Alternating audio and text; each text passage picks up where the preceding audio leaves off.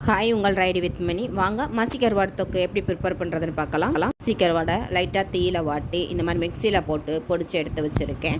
இப்போ கடாயில் நல்லெண்ணெய் ஆட் பண்ணிக்கிறலாம். எண்ணெய் காஞ்சதும் சாப் பண்ணி வச்சுருக்க பூண்டு பல்லை ஆட் பண்ணி நல்லா அதோட ஈரப்பசலாம் போய் எண்ணெயில் வதங்கி நல்லா மிதந்து வரும்.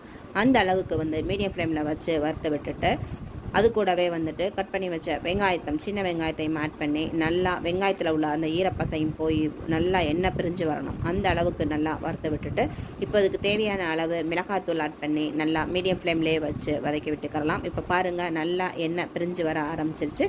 இந்த ஸ்டேஜில் நாம் பொடி பண்ணி வச்சுருக்க மாசி கருவாடை ஆட் பண்ணி நல்லா மீடியம் ஃப்ளேமில் வச்சு ஒரு 2 நிமிஷத்துக்கு மிக்ஸ் பண்ணி விட்டுக்கலாம். இது தேவையான அளவு உப்பும் ஆட் பண்ணி நல்லா மிக்ஸ் பண்ணி விட்டுலாம். நல்லா எண்ணெய் பிரிஞ்சு தகதகன்னு மின்ன ஆரம்பிக்கும். ஸோ இந்த மாதிரி நாம் மாசி கருவாடு தொக்கு ப்ரிப்பேர் பண்ணி வச்சுக்கிட்டோம் அப்படின்னா மாத கணக்கில் கெட்டு போகாது. ஸோ நீங்களும் இதே மாதிரி ட்ரை பண்ணுங்கள். வீடியோ பிடிச்சிருந்தால் லைக் பண்ணுங்கள்.